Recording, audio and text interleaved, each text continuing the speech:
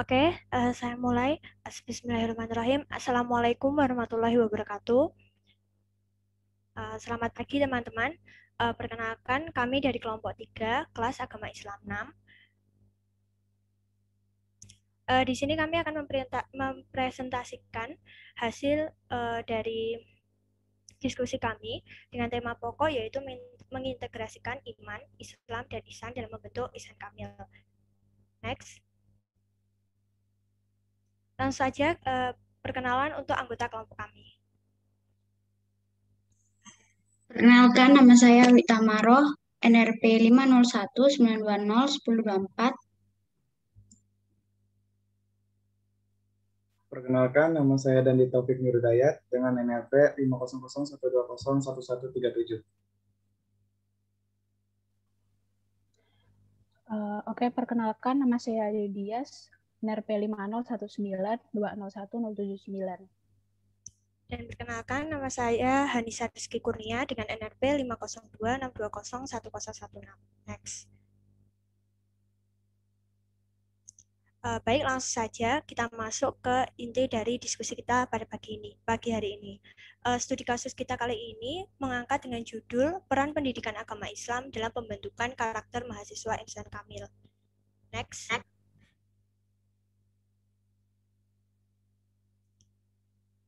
Jadi yang pertama adalah pendahuluan. Jadi pendahuluan dari studi kasus kami kali ini adalah bahwasanya pendidikan itu kan merupakan salah satu proses pembentukan karakter dan pandangan hidup manusia. Nah, pendidikan ini tentu saja akan mempengaruhi kehidupan individu di masa depan. Nah, salah satu jenis pendidikan yang tidak kalah penting ini adalah pendidikan agama Islam.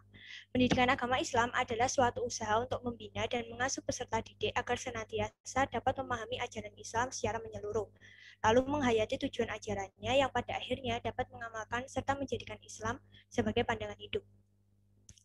Nah, seiring dengan pertambahan usia manusia tentunya yaitu peserta didik sendiri, telah terjadi banyak faktor yang bisa menyebabkan kurangnya praktik keislaman pada diri manusia.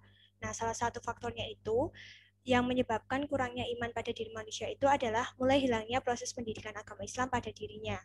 Nah, mulai pudarnya ajaran Islam pada manusia ini seringkali muncul pada tingkatan mahasiswa. Mahasiswa yang telah memasuki jenjang perkuliahan merupakan fase yang paling mudah digoyahkan oleh lingkungan sekitar. Nah, seperti yang kita tahu bahwasanya seringkali kasus penyelewengan agama yang berakibat masalah sosial di muka bumi, seperti terorisme, korupsi, dan tindak kejahatan lainnya, itu dilakukan oleh mahasiswa. Mahasiswa di sini, mahasiswa yang telah disesatkan dan dipengaruhi hati serta pikirannya dengan hal-hal yang tidak benar. Padahal pada dasarnya mahasiswa itu kan diharapkan mampu menjadi manusia yang berkarakter insan kamil di muka bumi. Nah, sebelum itu, pasti kan kalian bertanya-tanya apa sih insan kamil itu? Jadi insan kamil di sini tuh memiliki arti manusia yang sempurna dari segi wujud dan pengetahuannya.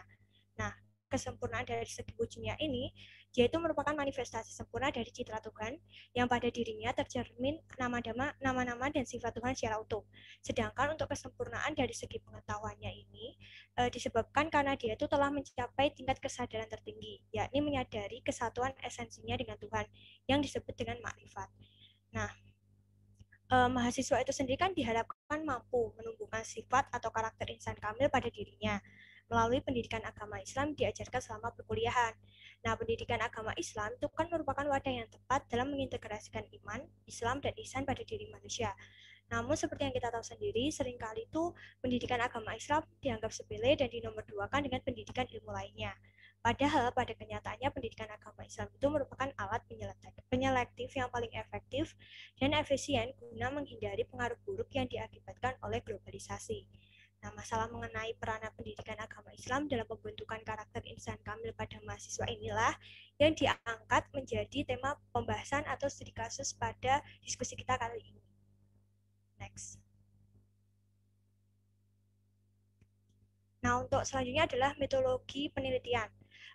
Metode penelitian yang digunakan pada karya tulis ini adalah metode penelitian kualitatif, di mana tinjauan dalam tulisan ini diperoleh dari artikel ilmiah, buku penunjang mata kuliah, jurnal, dan hasil survei. Survei ini dilakukan menggunakan formulir elektronik dalam jaringan, yaitu Google Form, di mana pengisiannya itu dimulai pada tanggal 19 Maret sampai tanggal 21 Maret 2021. Dan para respondennya ini sebagian besar merupakan mahasiswa Institut Teknologi 10 November. Kuesioner ini mendapatkan 30 tanggapan dengan mendapatkan hasil survei yang diisi oleh responden dengan latar belakang pendidikan, lingkungan, serta pendapat yang berbeda, maka didapatkan jawaban yang beragam sehingga data dapat diolah dengan baik. Next. Selanjutnya akan dibahas oleh teman saya. Baik, terima kasih Yanisa. Kemudian saya akan melanjutkan membahas hasil dan pembahasan. Nah, hasil data yang kami peroleh dari penyebaran kuesioner diolah dan dirangkum penyebarannya dalam bentuk grafik. Nah, dari masing-masing grafik merangkum dan menggambarkan jawaban seperti pendapat, pandangan responden mengenai pertanyaan yang telah diajukan di dalam kuesioner tersebut. Nah, pertanyaan-pertanyaan tersebut tidak lain meliputi pendapat responden mengenai ketakwaan dan insan kamil serta bagaimana peranan pendidikan agama Islam bagi pembentukan karakter mahasiswa insan kamil. Next. Nah, langsung saja pada grafik yang pertama yaitu tingkat ketakwaan responden. Nah, di sini ada 3 option nih. Yang pertama warna biru sangat bertakwa, yang kedua warna merah cukup bertakwa, dan yang ketiga warna kuning kurang bertakwa. Nah, di situ dapat dilihat 33,3% mahasiswa mengakui bahwa dirinya kurang bertakwa, dan 66,7% cukup bertakwa. Nah, di sini yang menyedihkan yaitu pada option sangat bertakwa, mahasiswa belum yakin, benar-benar yakin bahwa dirinya bertakwa. Nah, di sini menunjukkan bahwa mahasiswa perlu meningkatkan ketakwaannya. Nah, takwa sendiri berasal dari bahasa Arab yaitu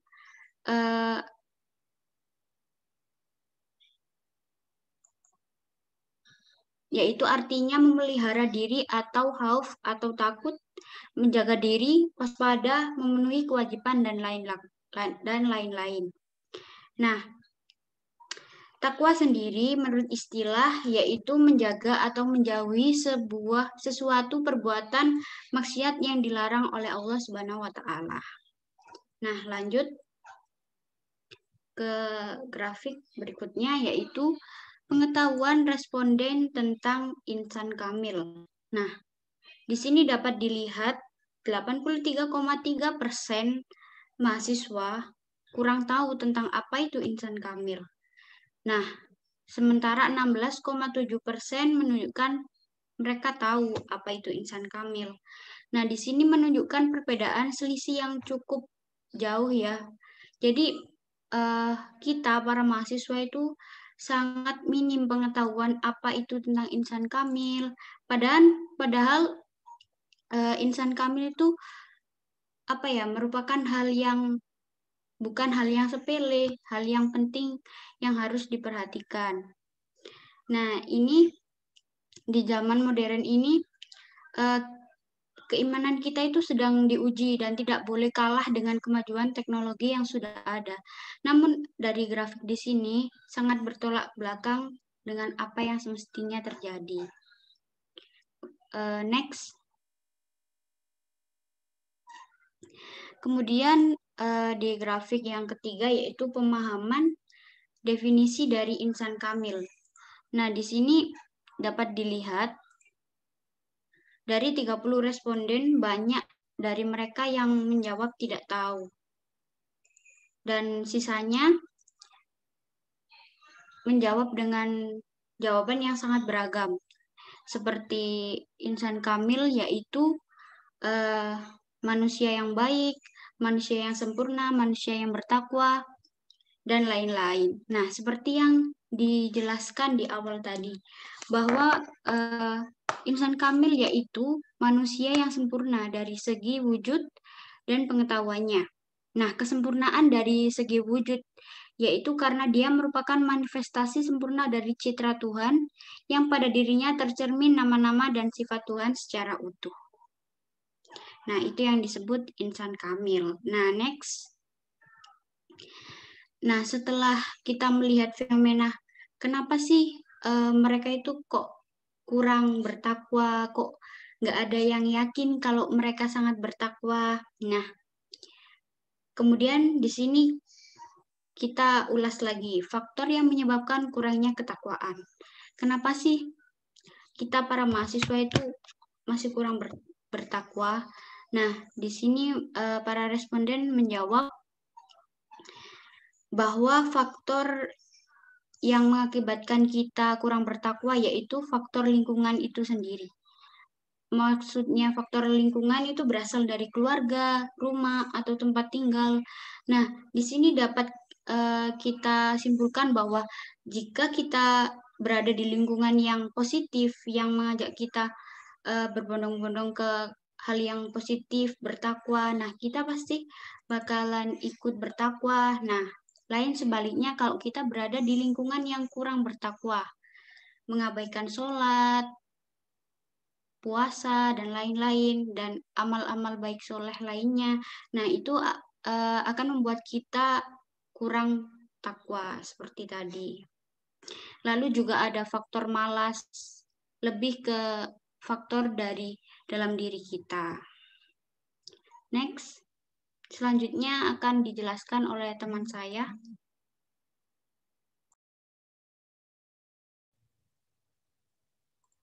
Baik, terima kasih Awi. Untuk selanjutnya merupakan poin pentingnya pendidikan agama Islam bagi mahasiswa. Nah, dapat kita lihat di sini, pendidikan agama Islam merupakan salah satu mata kuliah wajib yang diajarkan kepada para mahasiswa. Pentingnya pendidikan agama Islam dapat dilihat melalui respon dan pandangan mahasiswa mengenai adanya mata kuliah tersebut. Nah, pada diagram ini, responden diberi pertanyaan mengenai pandangan mereka tentang pentingnya pendidikan agama Islam bagi diri mereka. Ada 3 poin yang dapat dipilih, yaitu sangat penting, kurang penting, dan tidak penting. Dan diperoleh hasil bahwa 100% semua dari responden menjawab sangat penting. Hal ini menunjukkan mahasiswa masih menyadari bahwa pendidikan agama Islam sangat penting untuk diajarkan kepada mereka. Pandangan mahasiswa mengenai pentingnya pendidikan agama Islam menunjukkan bahwa mereka setuju dengan keberadaan mata kuliah agama Islam dan memerlukannya untuk kehidupan mereka. Lalu, tanpa kita sadari juga mahasiswa atau responden ini juga menyetujui pemberian kurikulum pendidikan agama Islam selama perkuliahan sesuai dengan keputusan pemerintah Indonesia. Mengingat Indonesia merupakan negara dengan mayoritas agama Islam. Mahasiswa juga menyadari bahwa mereka membutuhkan pendidikan agama Islam sama besarnya dengan mereka membutuhkan pendidikan lainnya. Lalu untuk selanjutnya yaitu peran pendidikan agama Islam bagi pembentukan insan kamil.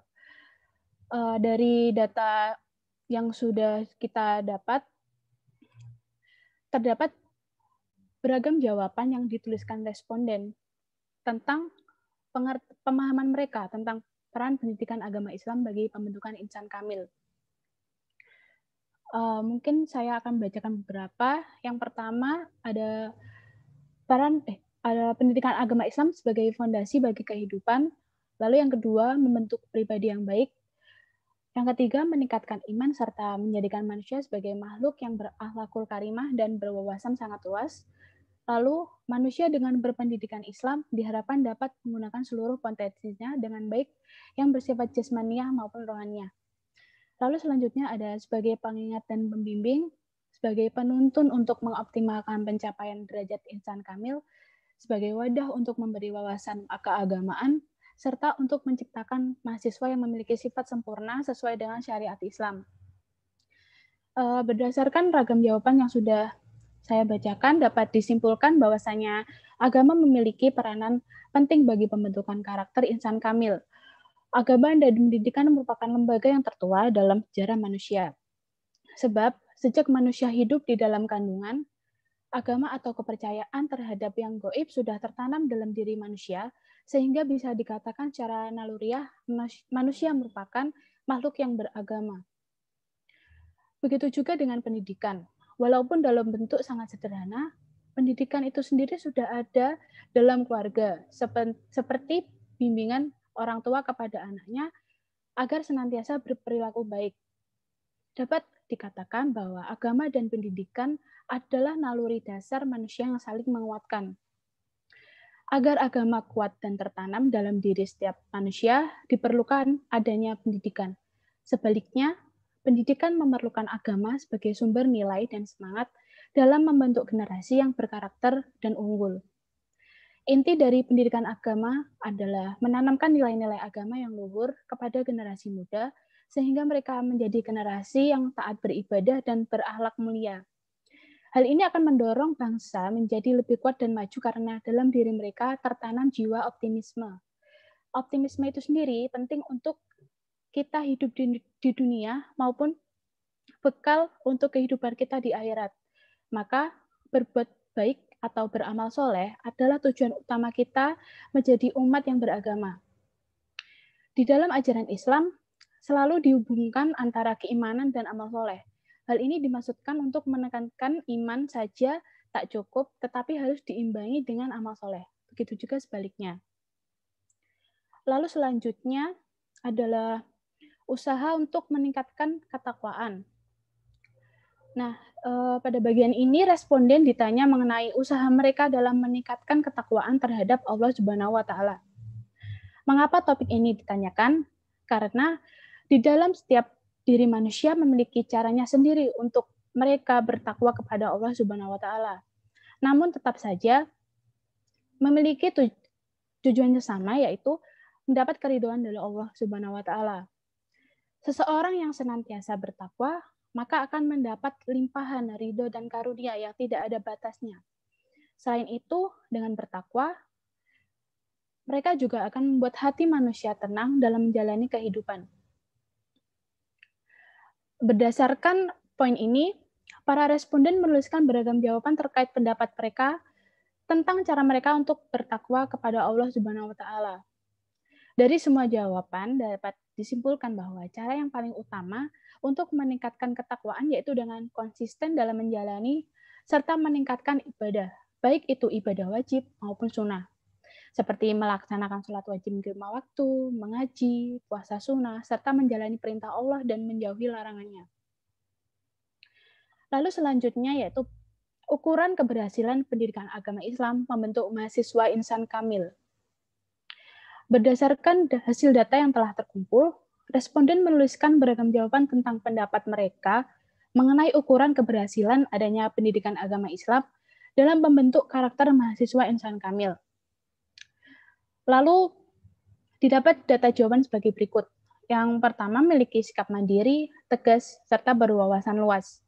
Yang kedua, berorientasi pada nilai-nilai moral, dan bisa berpikir kreatif dan inovatif dalam menghadapi masa depan. Jawaban tersebut tidak ada yang salah maupun yang tidak ada yang paling benar, karena setiap pendapat yang disampaikan sesuai dengan sudut pandang masing-masing responden. Di dalam pendidikan, berbagai aspek kemanusiaan harus dikembangkan, baik secara aspek spiritual, moral, intelektual, serta sosial. Dalam perspektif pendidikan agama Islam, perhatian utamanya harus diletakkan pada bagaimana kita membangun generasi yang memiliki kepribadian yang luhur, memiliki pengetahuan yang luas, serta memiliki keterampilan yang unggul, serta dijiwai dengan nilai-nilai Islam. Manusia yang sempurna, baik secara fisik, mental, moral, spiritual, maupun intelektual, merupakan harapan yang dicita-citakan dari pelaksanaan dalam masyarakat global seperti pada masa sekarang. Pengembangan insan kamil melalui pendidikan adalah sebuah keniscayaan. Pengembangan yang terlalu menitik beratkan pada suatu titik saja akan menghasilkan ketidakutuhan perkembangan sebagai manusia. Dalam konteks pendidikan Islam, pembentukan kedalaman spiritual, memiliki akhlak yang luhur, serta penguasaan terhadap ilmu pengetahuan dan teknologi merupakan perwujudan tugas manusia sebagai khalifah yang semuanya diorientasikan pada pengabdian atau ibadah kepada Allah Subhanahu wa Ta'ala. Hal inilah merupakan hakikat dari pendidikan dalam membentuk manusia yang sempurna dan utuh, atau kita bisa sebut dengan insan kamil. Lalu untuk selanjutnya bisa dijelaskan oleh teman saya. Oke, terima kasih untuk Tias. Di sini saya akan membacakan penutup. Yang pertama, kesimpulan.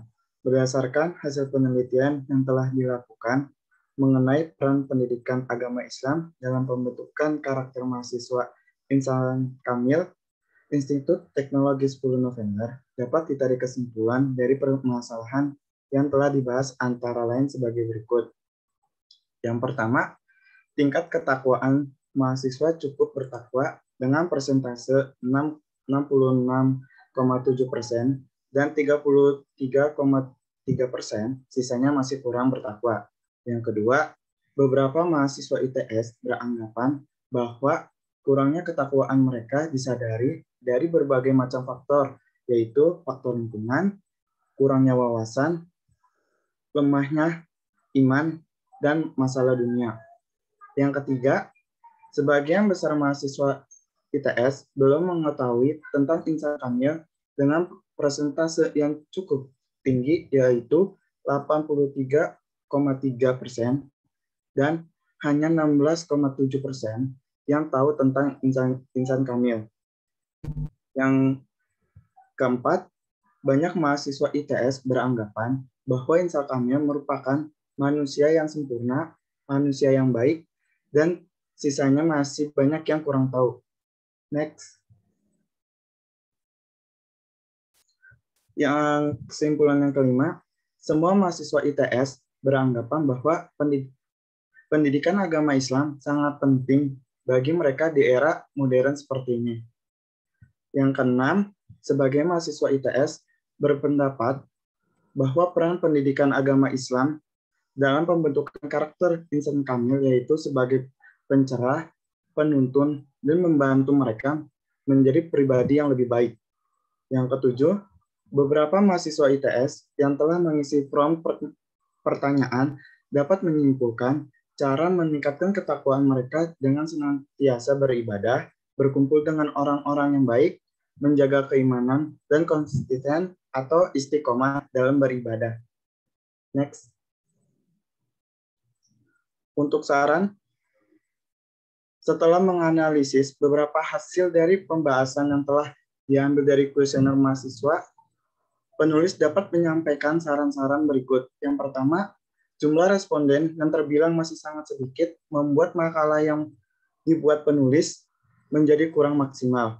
Namun, jumlah tersebut sudah menunjukkan perbedaan yang cukup signifikan sehingga bisa mewakili pendapat dari mahasiswa ITS. Jadi, untuk penelitian ke depannya, diharapkan penulis akan berusaha untuk meningkatkan jumlah responden untuk kuesioner dengan tema seperti ini. Yang kedua, kurangnya pengetahuan dan kesadaran mahasiswa ITS terhadap ketakwaan dan insan kamil harus segera diperbaiki. Hal ini dikarenakan ketakwaan menjadi salah satu bagian yang terpenting di dalam kehidupan kita untuk menjadi manusia yang bertakwa dalam proses menjadi manusia yang lebih baik lagi. Sedangkan proses menjadi manusia insan kamil adalah proses menjadi manusia yang sempurna dilihat dari ibadah kepada Allah Subhanahu wa taala dengan mengintegrasikan iman, Islam, dan insan dalam kehidupannya. Next.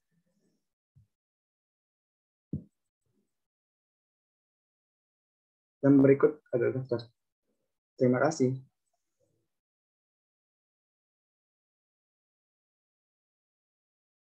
Terima kasih kelompok 3. Sesi selanjutnya adalah tanya jawab. Untuk kelompok 1 hingga 11, silakan mempersiapkan pertanyaan dan bisa mengajukan pertanyaan dengan baik.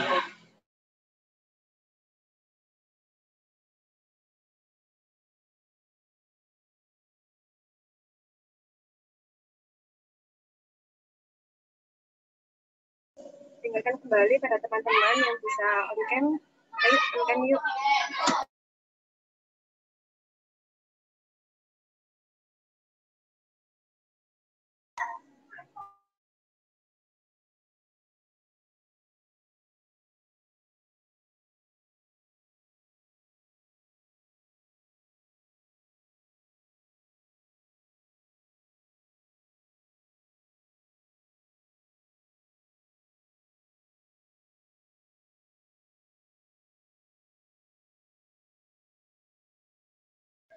Oke, sudah ada 3 teman-teman yang raise hand.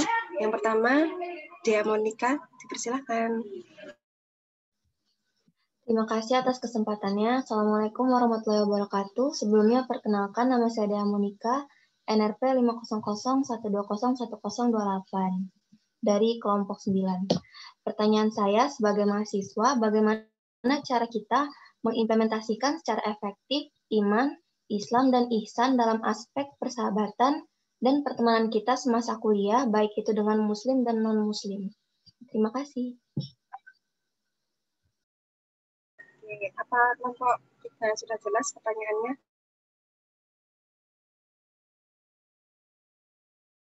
Sudah. Oke, dilanjutkan pertanyaan kedua ya dari Nur Aida, silahkan unmute. Baik, terima kasih atas waktunya. Sebelumnya saya Nur Aida Febrianti, NRP 502620108 dari kelompok 4.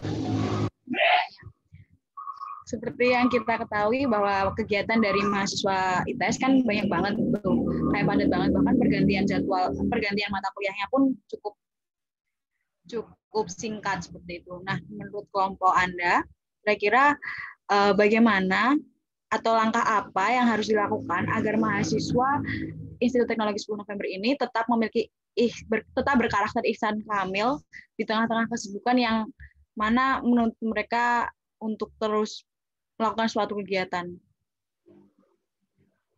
sehingga waktu untuk belajar agamanya sedikit. Terima kasih. Untuk kelompok 3, saya dipahami pertanyaannya Aida.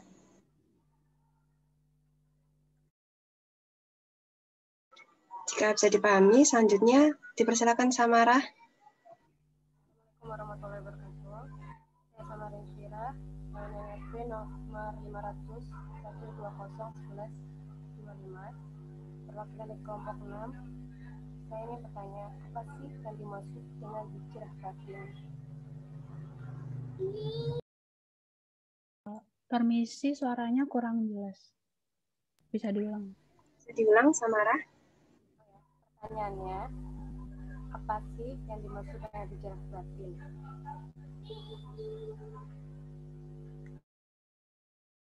Masih agak kurang. Izin boleh diulang, kalau enggak di room chat. Oke, di room chat aja ya. Baik, terima Oke, kasih. terima kasih.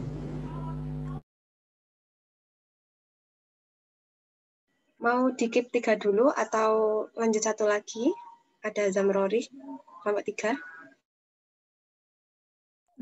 Ya, satu lagi nggak apa-apa. Yang Zamrori, dipersilahkan. Ya, baik. Terima kasih sebelumnya atas kesempatannya.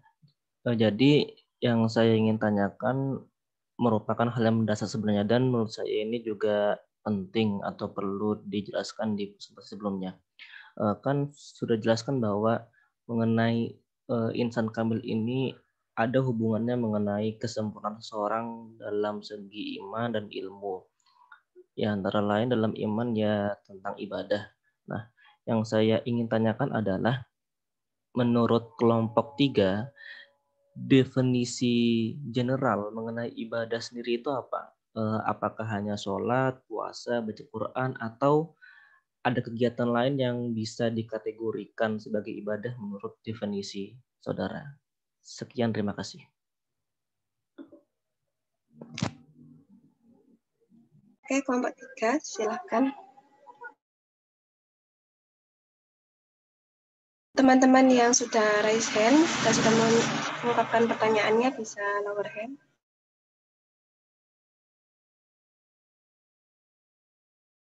Kelompok 3 dipersilakan.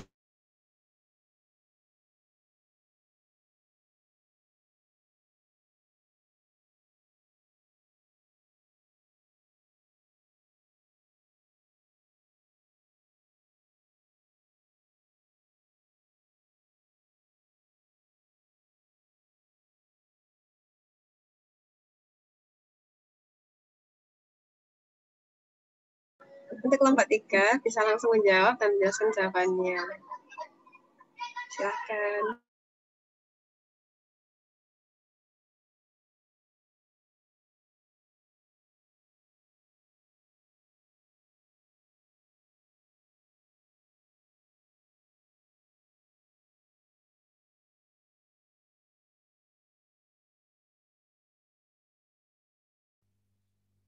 Permisi, mungkin saya akan mencoba menjawab terlebih dahulu pertanyaan dari Zamrori mengenai definisi ibadah secara umum. Seperti yang kita tahu kan bahwasanya ibadah itu kan merupakan tindakan atau perbuatan di mana itu kita tujukan kepada Allah Subhanahu wa taala. Kalau bisa dibilang sih itu merupakan perbuatan dari apa yang kita percaya gitu. Jadi kalau kita percaya sesuatu, kita membuktikannya. Menurut aku itu, menurut saya sendiri itu merupakan perbuatan atau tindakan yang memang ditujukan kepada Allah setelah kita mempercayainya. Nah, untuk tadi kan ditanyakan apakah hanya sebatas kayak sholat, puasa. Menurut saya itu juga enggak, karena ibadah itu sendiri kan juga general atau umum banget. Jadi segala tindakan kita sendiri yang menurut saya itu baik dan enggak melanggar ketentuan agama sendiri itu bisa dikategorikan ibadah. Yang terpenting adalah niat dan juga yang terpenting menurut saya itu ada niatnya. Jadi kalau memang tujuan awal kita itu memang pure untuk mencari ridho Allah, maka itu juga bisa dikategorikan ibadah. Bahkan seperti yang kita tahu sendiri bahwasanya senyum itu sendiri juga dikategorikan sebagai ibadah. Jadi ibadah itu sendiri juga sangat-sangat bisa kita lakukan bukan hanya dengan sholat, puasa, atau ibadah-ibadah lainnya. Jadi kita bisa melakukan hal-hal kecil yang menuju kebaikan yang orientasinya sendiri kepada Allah Subhanahu wa taala itu sudah bisa dikategorikan ibadah. Baik, terima kasih Anissa. Untuk Zamrori, apakah ada tanggapan atau dicukupkan? Jadi mungkin bisa saya simpulkan bahwa ibadah dari kelompok 3 itu ibadah didefinisikan sebagai semua perbuatan yang lillahi ta'ala. Apakah begitu? Iya. Ya baik, mungkin bisa dicukupkan. Baik, untuk pertanyaan Baik, saya ingin mencoba menjawab pertanyaan dari Samarah. Apa yang dimaksud dengan hijrah batin? Nah, hijrah di zaman-zaman sekarang kan hijrah kayak marak terjadi gitu, kayak sekarang di sosmed sudah banyak akun-akun hijrah. Nah, kata hijrah sendiri itu dimaksudkan kepada hal yang kayak bertaubat atau kembali ke jalan yang benar. Nah, menurut Al-Qushairi, hijrah itu ada dua. Yang pertama, yaitu hijrah zahir dan hijrah batin. Nah, di sini yang ditanyakan oleh Samarah yaitu apa yang dimaksud hijrah batin. Nah, hijrah batin sendiri itu diartikan bahwa pindah dari kekufurun menuju iman dan dari berserah diri kepada makhluk menuju penyerahan diri seutuhnya kepada Allah Subhanahu wa taala. Nah, sedangkan kalau hijrah zahir yaitu meninggalkan kemungkaran menuju kesolihan, dari pakaian yang terbuka menuju yang berhijab, dan meninggalkan dunia kelam menuju hidayah. Nah, di sini dapat disimpulkan bahwa hijrah batin itu merupakan lebih ke batin kita, lebih ke ke diri kita. Kita lebih berserah diri, kita lebih pasrah kehidupan kita kepada Allah, kita lebih menyerahkan apapun yang terjadi di diri kita setelah kita berusaha, setelah kita berdoa, kita lebih berserah diri. Karena semua yang kita inginkan itu tidak semuanya bisa terjadi. Oleh karena itu kita berserah diri kepada Allah. Nah, itu yang disebut hijrah batin. Kita lebih berserah diri kepada Sang Maha Kuasa. Baik, seperti itu.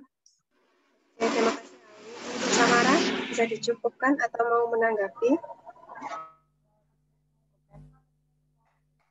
Permisi, ini saya dapat pertanyaan tambahan dari Samara, yaitu bagi manusia yang melakukan maksiat setelah itu tobat, tapi melakukan maksiat kembali, apakah tobat itu bisa diterima, dan apa yang bisa dilakukan manusia tersebut untuk menghindari maksiat itu tanpa mengulanginya lagi? Menurut saya, sudah sewajarnya kita di umur segini melakukan banyak maksiat. Tapi dengan kita tobat, yaitu dengan kita beribadah, dengan mengingat Allah, kita sudah, menurut saya, tobat dengan niat benar-benar tobat itu akan diterima oleh Allah Subhanahu wa Ta'ala. Dan ketika kita mengulanginya lagi, itu merupakan bentuk dari hawa nafsu kita yang belum bisa kita kontrol sebagai di umur kita sekarang. Nah, apa yang bisa dilakukan manusia untuk menghindari maksiat itu tanpa mengulanginya lagi?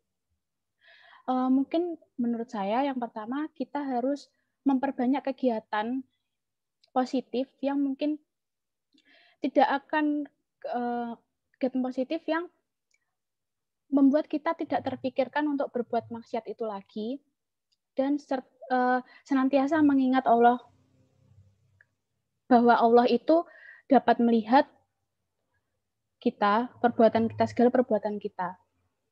Menurut saya gitu sih. Bagaimana Samarah? Apakah bisa menjawab? Oke, terima kasih. Untuk pertanyaan selanjutnya, silakan kelompok 3.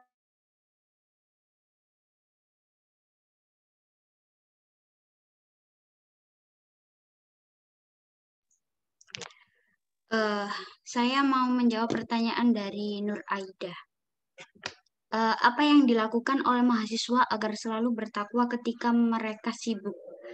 Nah, ini sudah menjadi PR bagi kita mahasiswa, termasuk saya ya. Benar-benar kalau tugas numpuk, semuanya dikejar deadline, nah itu sibuk banget. Nah, gimana sih cara kita untuk tetap bertakwa di kala kesibukan kita? Nah, ini menurut pendapat saya secara pribadi, sebenarnya untuk ukuran kita bertakwa itu dengan sibuk itu sendiri itu tidak bisa dipungkiri juga. Tapi bila kita dari diri kita sendiri ingin bertakwa, sesibuk apapun kita pasti akan akan menjalankan perintah Allah gitu loh. Benar kan teman-teman? Nah, jadi ketakwaan kita dengan sibuk itu sendiri itu diambil dari diri kita sendiri. Kalau diri kita sendiri sesibuk apapun tapi kita ingin bertakwa, kita masih ingat bahwa kita ini seorang hamba, kita ini hidup di dunia ini tuh untuk beribadah, untuk bertakwa kepada Allah Subhanahu wa Ta'ala. Nah, sesibuk-sibuk apapun kita, jadi kita itu tetap menyempatkan untuk sholat, untuk mengaji sebentar. Kita yang kita lakukan untuk diri kita ketika kita sibuk sebagai seorang mahasiswa ya. Jadi kita meluangkan sedikit waktu, bukan sedikit waktu. Kita gimana ya? Belibet. Jadi kita itu memang sudah ada waktunya gitu loh, bukan meluangkan. Memang ini waktu kita, kewajiban kita untuk sholat. Nah, setelah itu kita bisa melakukan hal-hal yang kecil, bukan kecil, maksudnya sebentar, tapi itu sangat bermakna. Seperti kita habis sholat membaca Al-Quran, atau itu hanya satu halaman.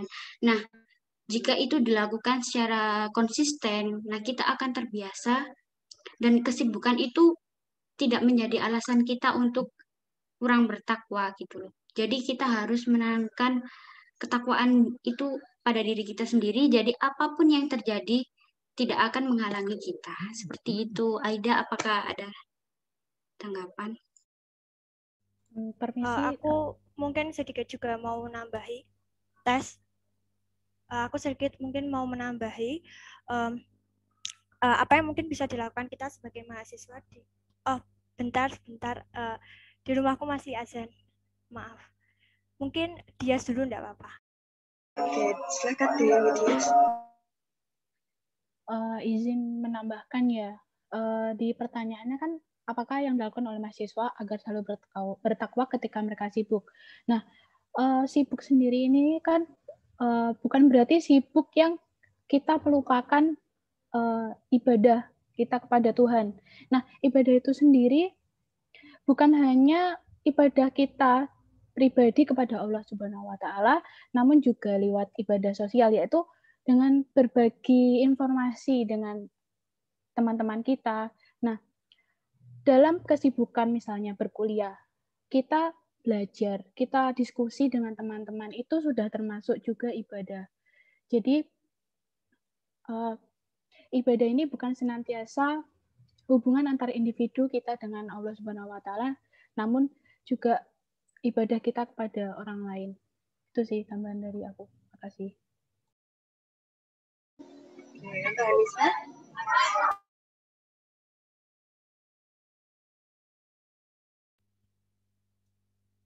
Mungkin tambahan dari aku sendiri itu di tengah-tengah kesibukan itu mungkin kita sendiri tips ya, ini mungkin tipsnya mungkin ya kalian bisa pasang alarm gitu waktu kalian mengerjakan tugas, mungkin waktunya sholat itu kalian mungkin bisa pasang alarm ketika mendekati waktu-waktu sholat maghrib, sholat yang lain gitu. Jadi kalian juga ingat bahwasanya ada pengingat kalian itu seperti pengingat alarm gitu. Terus benar kata Dias tadi, kalian juga bisa diskusi gitu kan juga termasuk diskusi menyebarkan kebaikan kan juga termasuk ibadah.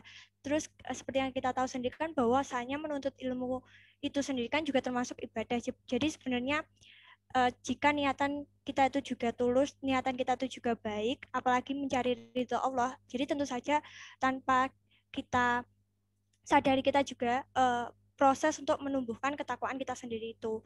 Ya itu sih jawaban dari aku. Makasih. Oke. Untuk pertanyaan yang dari Jaya, silakan.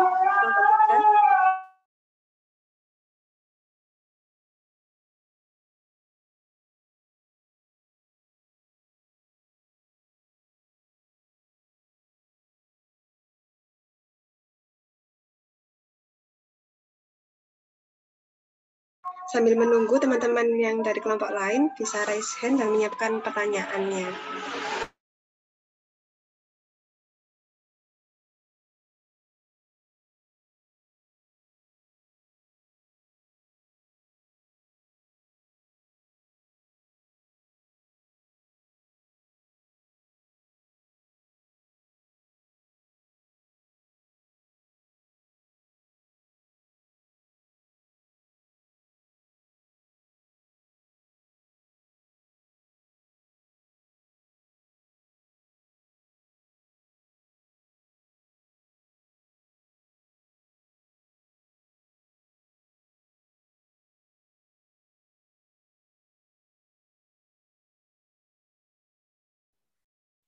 Mungkin saya boleh menjawab pertanyaan dari Dea. Silakan.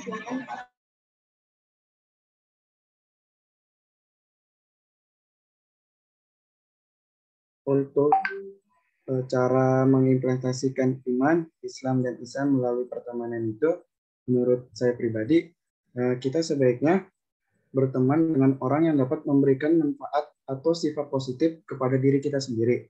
Atau kita bisa memilih teman yang bisa mengajak kita untuk beriman dan melakukan hal-hal yang baik.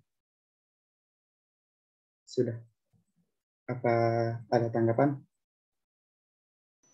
Untuk Dea, apa ada tanggapan?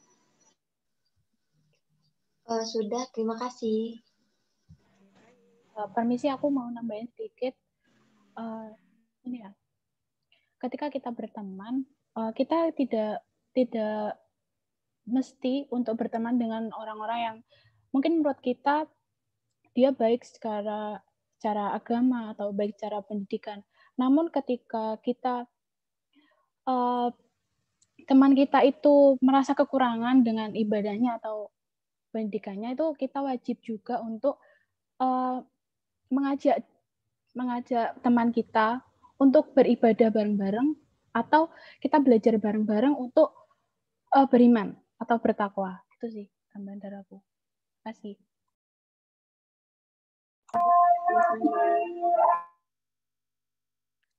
Saya mau menambahkan sedikit. benar yang dikatakan oleh teman saya yaitu Dandi dan Dias.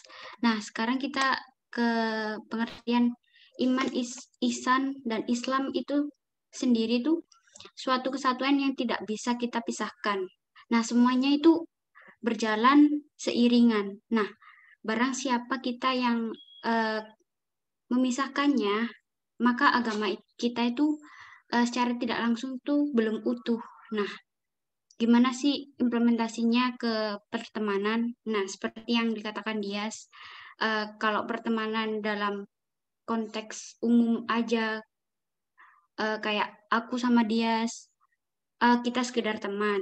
Nah, kalau kita mau mengimplementasikan iman, Islam, dan ihsan dalam pertemanan, contohnya aku dan Dias, seperti Dias jangan lupa puasa ya hari Senin, Dias jangan lupa sholat berjamaah ya. Nah, jadi kita itu sama-sama saling saling mengingatkan, saling melengkapi apa yang kurang dari keimanan kita.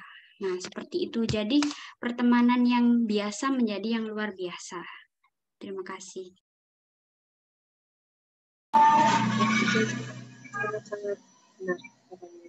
Oke, untuk teman-teman, silakan Farid untuk on-mic. Baik, terima kasih untuk moderator atas waktu yang diberikan. Sebelumnya, saya mau memberikan pernyataan terlebih dahulu. Kan tadi di presentasi sudah dijelaskan nih kan, bahwasanya untuk menjadi seorang manusia yang berkarakter ihsan kamil, yaitu dengan cara menjalankan ibadah. Nah, pertanyaanku, apakah dengan ibadah saja manusia itu sudah cukup untuk diakui menjadi ihsan kamil? Terus, apakah di sini akhlak memiliki peran dalam pembentukan karakter ihsan kamil bagi manusia? Serta menurut pandangan kalian nih, akhlak bagaimana sih yang dapat menunjukkan bahwa manusia itu berkarakter ihsan kamil? Terima kasih.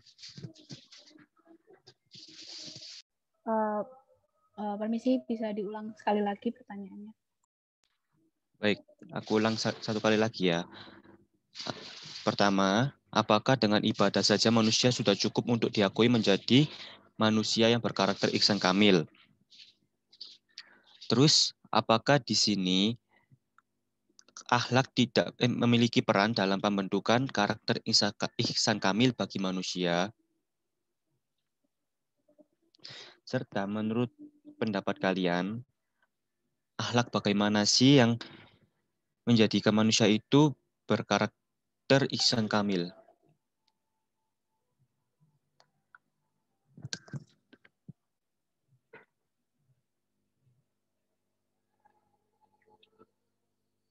Sekian dari saya. Saya kembalikan ke moderator. Baik, kelompok 3 sudah jelas pertanyaannya Farid? Sudah. Oke, kita lanjut ke Maulana Ahmadi, silahkan pertanyaannya. Baik, terima kasih untuk kesempatannya. Assalamualaikum warahmatullahi wabarakatuh. Saya Maulana Ahmadi dari kelompok 10. Jadi saya ingin bertanya, dari hasil kuesioner tadi didapatkan bahwa responden menyatakan bahwa pendidikan Islam dalam membentuk karakter ihsan kamil itu sangat penting. Namun didapati juga fakta bahwa dari sebagian responden menyatakan bahwa tingkat ketakwaan dan pengetahuan tentang ihsan kamil mereka belum begitu baik. Lalu, bagaimanakah cara agar para responden, para mahasiswa ini dapat benar-benar mencapai karakter ihsan kamil tersebut?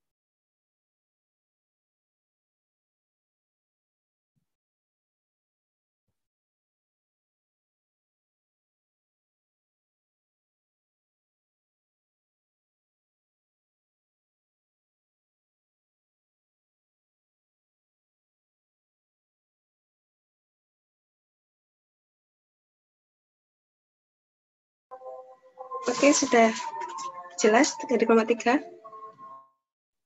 Sudah. Oke, pertanyaan selanjutnya silahkan Rayanda. Ya, terima kasih atas kesempatannya. Saya Rehan Noval dari kelompok 11. Mau bertanya, bagaimana pendapat kelompok kalian tentang mengapa insan kamil itu selalu menjadi tujuan atau rujukan utama dalam menilai keimanan seseorang. Terima kasih.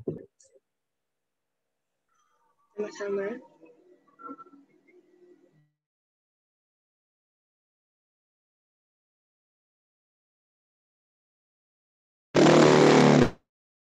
Oke, silakan Amira. Terima kasih atas kesempatannya. Saya Amira Hairunisa Pondri dari kelompok 1 mau bertanya.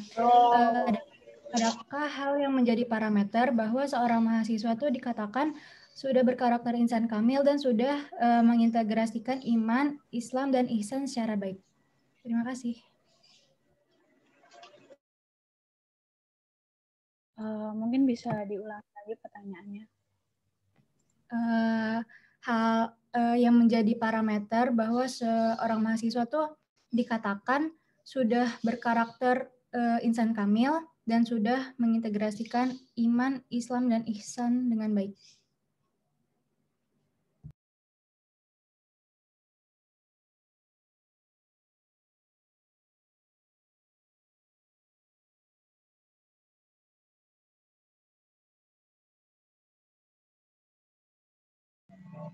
Oke, sudah Bapak Tika? Sudah jelas?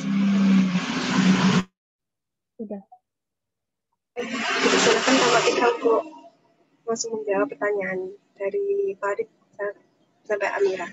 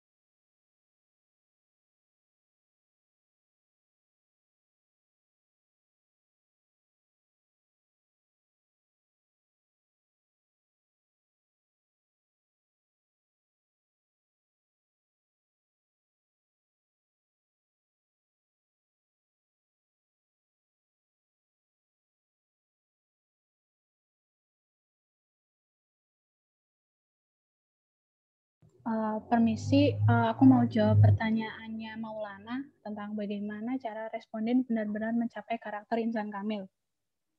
Nah, menurut Abdul Karim Al-Jili ada 3 tingkatan insan kamil, yaitu yang pertama tingkat permulaan atau al-bidayah. Nah, pada tingkatan ini tuh insan kamil atau seseorang memulai merealisasikan nama dan sifat ilahi pada dirinya sendiri. Lalu yang kedua ada tingkat menengah atau at-tasawwud, yaitu insan kamil atau seseorang berperan sebagai orbit kehalusan sifat manusia yang terkait dengan realitas Tuhan, yaitu pengetahuan yang dimiliki telah meningkat dari pengetahuan biasa. Jadi di tingkat menengah ini kita misalnya sholat. Nah, sholat itu kita sudah bisa untuk melakukan tata cara sampai bacaan dan doa dari sholat tersebut. Lalu yang terakhir, yaitu tingkat terakhir atau al-kitam. Nah, di tingkat ini tuh seseorang bisa merealisasikan citra Tuhan secara utuh. Selain itu, seorang muslim dapat mengetahui rincian dari rahasia penciptaannya takdir. Nah, untuk yang terakhir ini, kita ambil contoh seorang ulama. Nah, seorang ulama atau ustadz ini merupakan salah satu bagian dari tingkatan insan kamil yang kita sebut dengan al-kitam. Nah, ulama ini merupakan orang-orang yang bisa membuat orang lain memberi dampak positif, menyebarkan dakwah serta memberikan ilmu-ilmu yang positif bagi orang lain. Segitu saja dari saya. Terima kasih.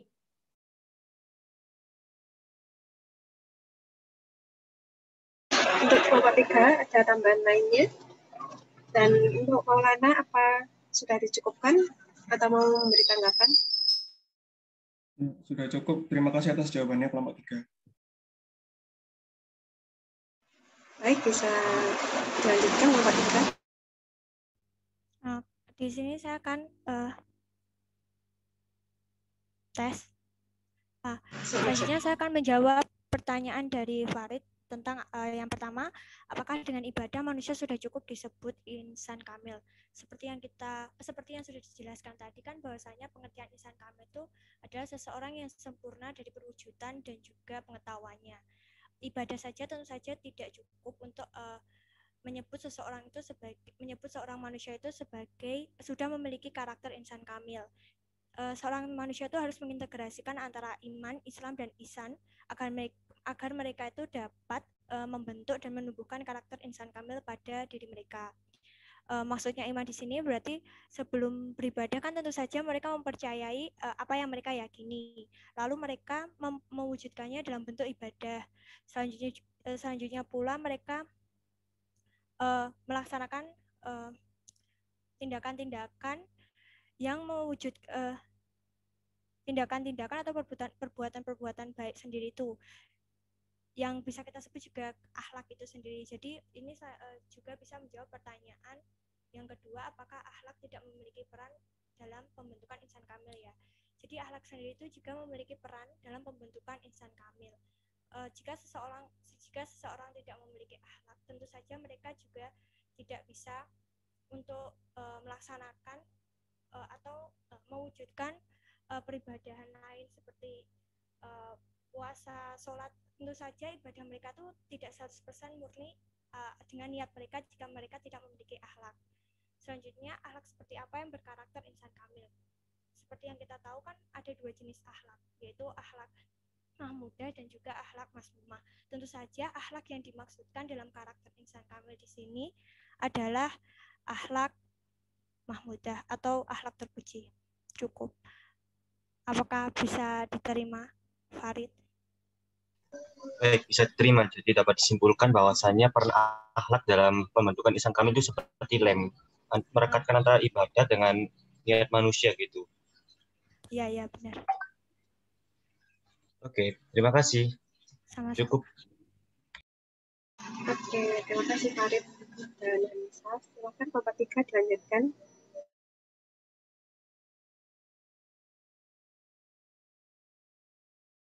Untuk dua kelompok yang belum bertanya, silakan raise hand. Silakan raise hand terlebih dahulu.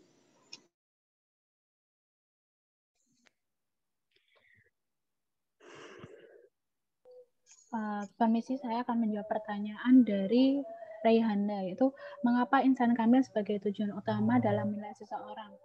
Nah, insan kamil itu sendiri itu tidak melulu berdiri sendiri, namun insan kamil itu terbentuk dari hubungan dari Islam, iman, serta ihsan dengan ilmu-ilmu lainnya. Nah, seringkali kita lebih mengenal dengan istilah akidah, syariat, serta akhlak. Nah, tiga unsur ini merupakan komponen pokok ajaran dalam pendidikan Islam. Nah, akidah merupakan cabang ilmu agama untuk memahami iman, sedangkan syariat merupakan cabang ilmu untuk memahami Islam, serta akhlak merupakan cabang ilmu agama untuk memahami ihsan. Lalu jika digambarkan hubungannya antara ketiga poin tersebut, yaitu dalam Islam itu kita menjalankan 5 rukun Islam, lalu dalam iman kita menjalankan 6 rukun iman, serta yang terakhir ihsan, yaitu implementasi dari rukun Islam serta rukun iman, atau bisa kita sebut sebagai akhlak itu sendiri sebagai buah atau hasil dari keimanan serta ibadah. Jadi, insan kamil ini merupakan tujuan atau cita-cita yang diharapkan dari ketiga poin ini, yaitu Islam, iman, dan ihsan,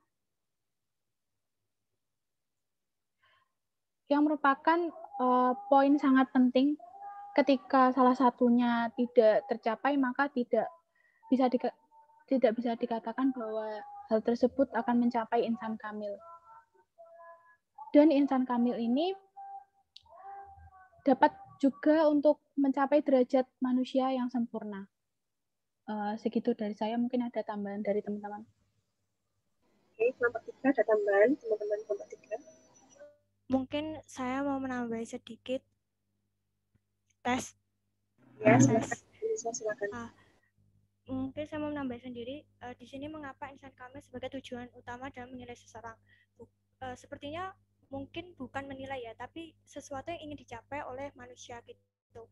Jadi mengapa insan kamil sendiri seperti yang kita tahu sendiri kan bahwasanya banyak orang tuh yang melaksanakan ibadah, banyak orang itu yang meyakini, tapi juga kadang-kadang tuh tidak benar-benar 100% mereka itu meyakini, juga tidak benar-benar 100% itu mereka beribadah gitu. Jadi kadang ada istilah bahwasanya Islam itu Islam KTP kayak gitu. Jadi mengapa insan kamil itu jadi tujuan utama mereka ya karena insan kamil sendiri ini merupakan karakter di mana mereka tuh sudah benar-benar menyadari bahwasanya mereka harus mewujudkan dan mengintegrasikan antara iman, Islam dan ihsan. Jadi bukan lagi sekedar hanya beriman saja, bukan lagi hanya sekedar beribadah saja, tapi mereka sudah benar-benar meyakini dan sudah benar-benar sadar bahwasanya iman, Islam dan ihsan itu benar-benar seharusnya mereka wujudkan dan mereka integrasikan. Sudah cukup. Baik, terima kasih Adisa. Bagaimana Pak Ihanda? Ada yang ingin? Oh, baik, terima kasih. Untuk pertanyaan terakhir dari Amira, silahkan kelompok 3.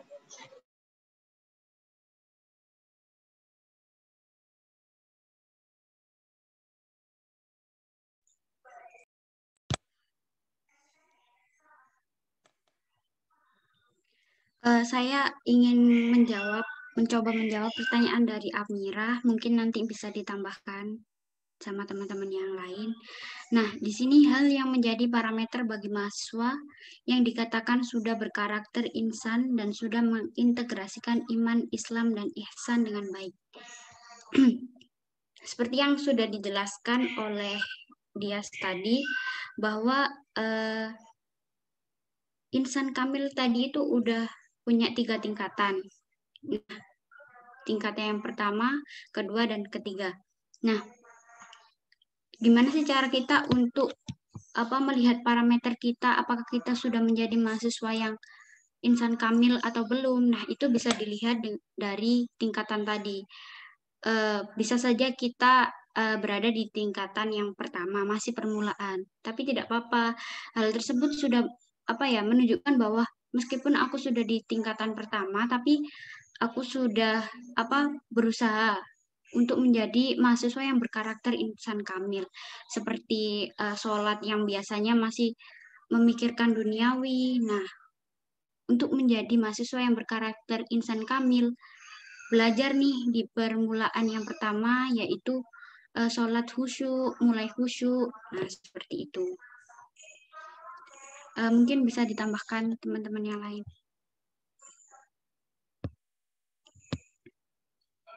Silakan nomor 3, mau menambahkan?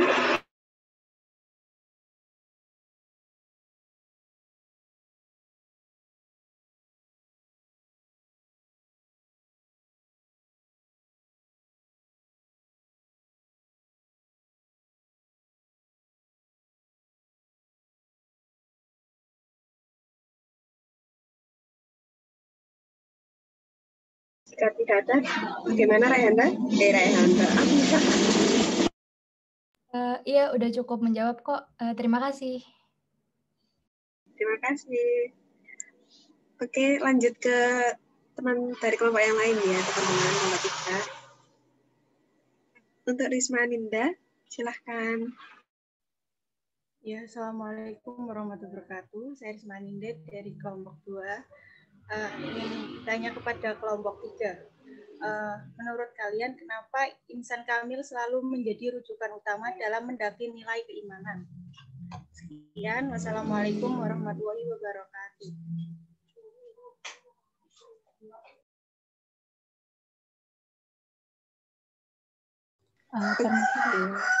Risma, bisa diulangi pertanyaannya?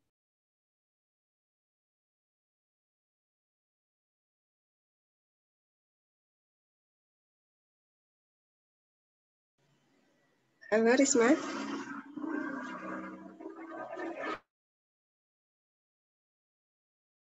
Sepertinya Risma terkendala jaringan. Nanti dulu ya. Lanjut ke Naswa. Silahkan Naswa.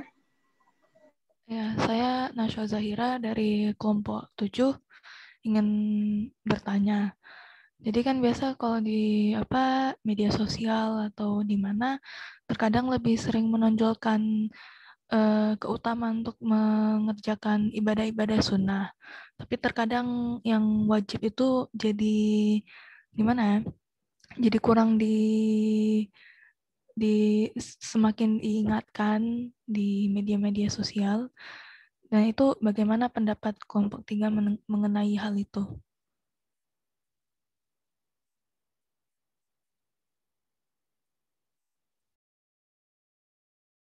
Terima kasih.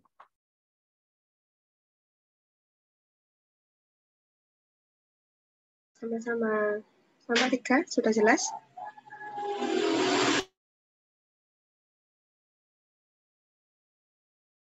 Ya, mungkin udah jelas.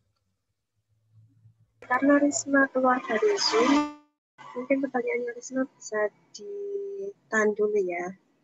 Untuk kelompok 3 silahkan menjawab pertanyaan dari Naswa. Oke, saya mencoba menjawab pertanyaan dari Naswa. Tadi pertanyaannya pendapat mengenai informasi tentang ibadah sunnah di media sosial. Tadi ada lanjutannya ya? Apa ya? Jadi biasa kayak di media sosial lebih sering diingatkan tentang ibadah sunnah. Terkadang ibadah wajibnya jadi jarang semakin diingatkan. Nah, itu bagaimana pendapat kalian? Maksudnya semakin diingatkan gimana? Gimana ya, kayak lebih sering ditonjolkan ke ibadah sunnahnya daripada ibadah wajib. Sedangkan kita tahu terkadang ibadah wajib kita pun belum sempurna, tapi kita lebih sering menemukan konten-konten pentingnya ibadah sunnah ini itu, tapi terkadang ibadah wajibnya tidak bisa kita semakin sempurnakan.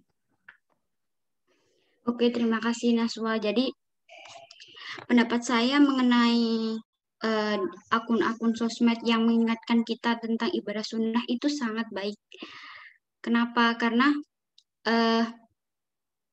sesuatu hal yang mungkin sunnah kan tidak wajib kita lakukan. Nah, pada awalnya mungkin kita tidak tahu ada puasa di tanggal ini, ada sholat sunnah untuk ini. Nah, mungkin kita yang awam itu sebenarnya belum tahu kalau ada ya puasa Yaumul Bid yang 3 hari berturut-turut itu biasanya setiap bulan. Nah, dengan adanya informasi dari media sosial seperti itu, nah itu bagus untuk kita menambah informasi kita dan akhirnya kita bisa tahu dan melakukan puasa tersebut, sholat tersebut. Namun kembali kepada diri kita sendiri, kembali kepada diri kita masing-masing, bahwa kalau kita ingin melakukan ibadah sunnah, sholat sunnah, puasa sunnah, itu PR bagi kita sendiri.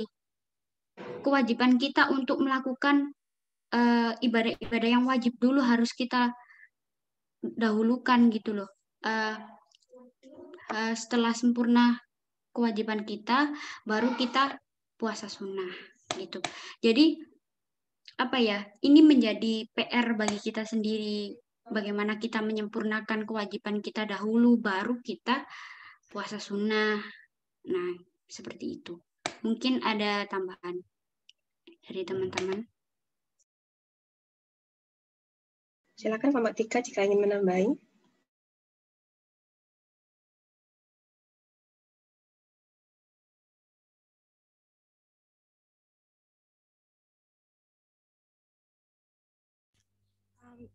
Izin menambah sedikit pendapat mengenai informasi yang ada lebih sering membahas ibadah sunnah daripada ibadah wajib di media sosial. Hampir sama seperti jawabannya Awi, bahwasanya mungkin saja penyebar informasi mengenai ibadah sunnah itu sudah beranggapan bahwasanya para pembaca itu juga sudah memahami dan juga sudah sadar mengenai ibadah wajib yang seharusnya sudah mereka laksanakan. Jadi mereka itu lebih banyak memberikan informasi mengenai ibadah-ibadah sunnah yang mungkin banyak yang belum diketahui. Untuk informasi mengenai ibadah wajib, mungkin dari Mbak Nashwa sendiri bisa mulai memberikan informasi atau menyebarkannya di media sosial. Jadi bisa menambahkan informasi-informasi, mengingatkan kepada sesamanya mengenai ibadah wajib di media sosial. Mungkin bisa dimulai dari diri kita sendiri. Terima kasih. Oke, Mbak Nashwa bisa dicukupkan atau mau menanggapi? Ya, sudah cukup. Terima kasih atas pendapatnya. Sama-sama. Oke, melanjutkan dari pertanyaan Risma Aninda untuk kelompok 3. Pertanyaan dari Risma Aninda, kenapa insan kamil selalu menjadi rujukan utama dalam mendaki nilai keimanan?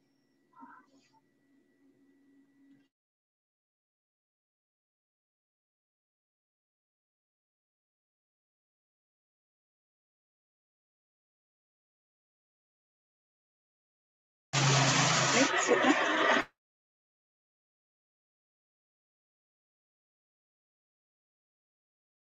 Bisa langsung dijawab kelompok 3.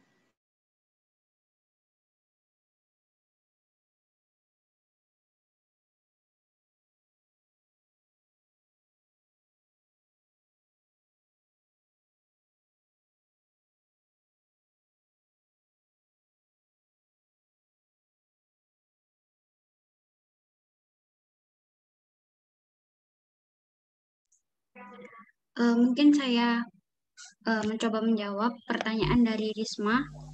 Mungkin nanti bisa ditambahkan sama teman-teman yang lain. Mengapa insan kamil menjadi rujukan utama dalam mendaki nilai keimanan?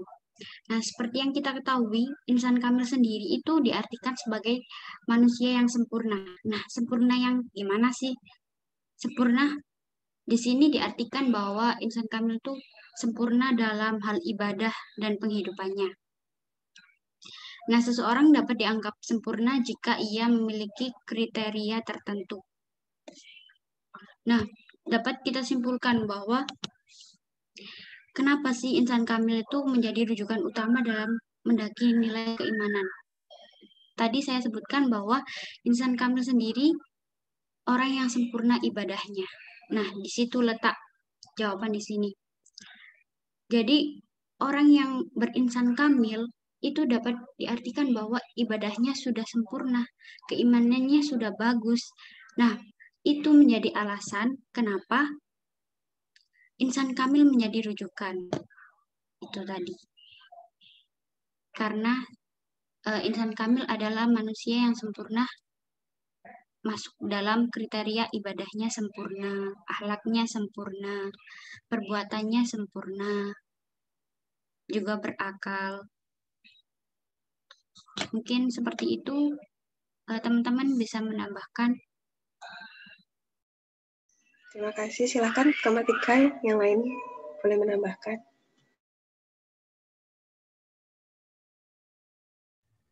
Permisi, aku mau menambahkan sedikit. Jadi kayak kesimpulannya itu seseorang yang beriman belum pasti dia itu merupakan seseorang yang bisa dikatakan insan kamil. Namun ketika seseorang sudah menjadi insan kamil, dia pasti sudah memiliki jiwa keimanan yang tinggi.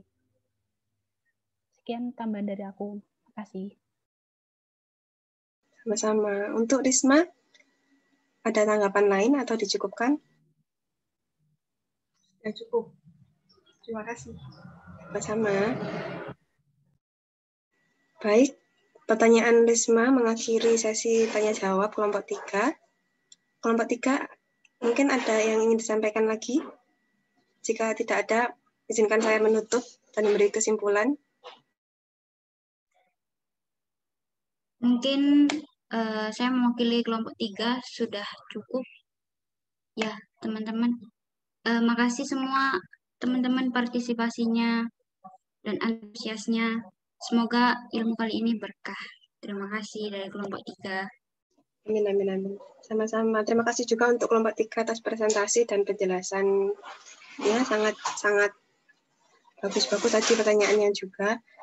Oke, kesimpulan pada presentasi kelompok 3 mengenai mengintegrasi iman, ihsan, dan akhlak untuk menjadi insan yang kamil, yaitu peran pendidikan agama Islam sangat penting karena pendidikan agama Islam membentuk karakter insan kamil, dan ketakwaan merupakan hal yang penting dalam proses menjadi manusia yang lebih baik dan sempurna dalam menjalankan ajaran agama Islam. Sekian untuk presentasi dari kelompok 3. Saya Felda selaku moderator. Mohon maaf dan terima kasih atas antusias teman-teman juga. Ditunggu untuk link penilaian dari kelompok 3. Silakan diberikan waktu 2 menit pada teman-teman untuk mengisi penilaian untuk kelompok 3.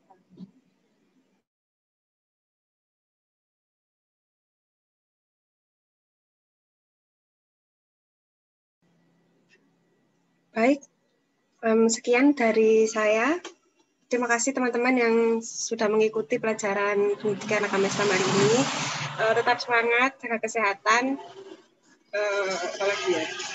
Tetap semangat, kerjain tugasnya juga. Terima kasih, selamat siang. Assalamualaikum warahmatullahi wabarakatuh. Terima kasih teman-teman. Waalaikumsalam. Terima kasih. Bisa on cam, ayo on cam. Ayo on cam, anak-anak para mahasiswa harap on cam. Terima kasih teman-teman, bisa live kok.